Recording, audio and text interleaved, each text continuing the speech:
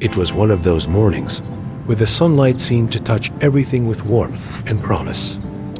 The city moved at its usual pace, but for Carl, the day felt different. お疲れ様。お疲れ様で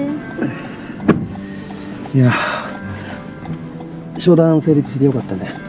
He was preparing for an important business trip, one that would require both focus and teamwork. Carl wasn't just any manager, he was known in the company for his dedication, integrity, and genuine care for the people he worked with. Lavra, a colleague he respected deeply, and someone with whom he shared a meaningful past. 2 years ago, Carl and Laura's connection was something rare. They had worked side by side on many projects, always encouraging each other to do better. Over time, their bond grew into a pure and respectful relationship built on trust, kindness, and shared values. It wasn't loud or dramatic. It was the kind of connection where even in silence, there was understanding. But life, as it often does, introduced its challenges.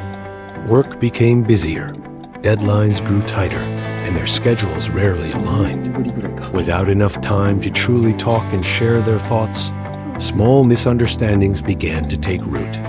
There were no arguments or harsh words, just a quiet drifting apart. Both chose to focus on their responsibilities, keeping a professional, respectful distance. Still, Carl often found himself remembering the way Laura would bring lightness to a tense meeting, or how she would quietly support him when a project hit an obstacle. And Laura, though she didn't say it, carried with her the same quiet admiration for Carl's commitment and thoughtfulness. And for a brief moment, there was that familiar pause, the kind that happens when memories meet the present. The early moments of their journey were polite and measured, yet underneath, there was a subtle energy, a sense that time hadn't erased the mutual respect they once shared. 夕食は1階の食事どころでね。はい。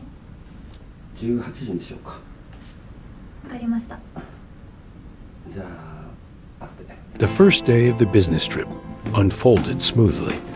Meetings went according to plan.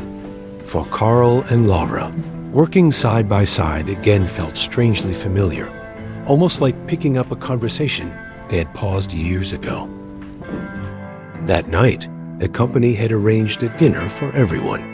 The restaurant was lively, with warm lighting and the sounds of quiet music in the background. Carl and Laura sat across from each other at the long table, occasionally catching each other's eye in between group conversations. In private conversations between the two, their conversation was somewhat deeper. Carl spoke quietly. You know, back then, I think I let work take too much space in my life. I didn't always notice when people I cared about needed my time too. Lavra paused, then replied gently. I could have spoken up more. I think we both learned something from it though. Balance matters, and so does. Not assuming the other person just knows how we feel. They sat there in silence for a while, not the heavy kind, but the comfortable kind, where both were thinking about what had just been said. It wasn't about revisiting old wounds. It was about recognizing how those experiences had shaped who they were now. The conversation drifted easily from work topics to personal stories. Lavra shared how she had started volunteering on weekends, helping teach basic computer skills to students in underserved areas. Carl spoke about his recent decision to take short walks every morning before work, something small, but surprisingly effective at clearing his mind.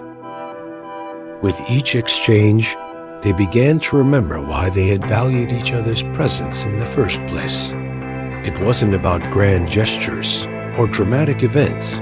It was the way they could listen without judgment, the way they could encourage without pressure. Lavra smiled. It's good to talk about these things.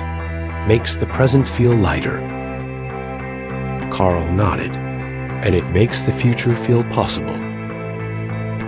There was a quiet understanding between them, now something unspoken, yet undeniably real. The kind of understanding that suggests the story between two people isn't over, it's just finding its next chapter. The business trip was nearing its final day, but Carl and Laura's renewed connection was just beginning to take shape.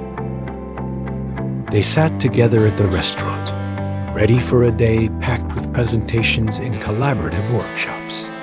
The schedule was tight, and the energy from all participants was high. Yet, in between the hustle of tasks and the rhythm of professional exchanges, Carl found himself catching small moments with Laura sharing a knowing glance when a discussion reminded them of past projects, or exchanging a quiet smile during coffee breaks. For Carl and Laura, the moment held more than just professional success. It reminded them that they had always been a strong team, not just in the easy moments, but especially in the difficult ones. That evening, over the meal, their conversation grew more personal. Carl reflected, "You know, I used to think that relationships, whether in work or in life, could survive on effort alone. But now I see it's effort, plus understanding. Without understanding, effort can feel one-sided." Laura listened closely, her eyes thoughtful. "I think understanding is built over time, through listening and being willing to adjust. It's not about never making mistakes, it's about learning from them together." There was a pause, the kind that carries meaning. The noise of the restaurant faded into the background as they realized how far they had come in just a couple of days. Not because the past had been erased, but because they had chosen to acknowledge it, learn from it, and move forward. Neither felt the need to fill the silence. Carl turned to her.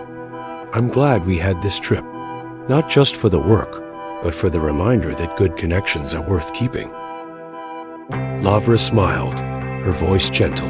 "Me too." The moment wasn't dramatic in the way movies often portray, but it was real.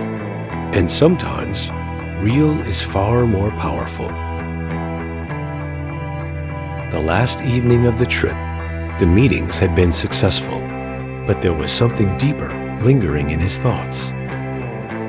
They spoke lightly about the trip's highlights, the funny little moments, and the satisfaction of meeting their goals. But eventually, the conversation turned toward the future. This business trip, less about catching up, more about appreciating the comfortable silence between them. Occasionally, they would point out the scenery passing by or share a small story, but mostly, they simply enjoyed being in each other's company.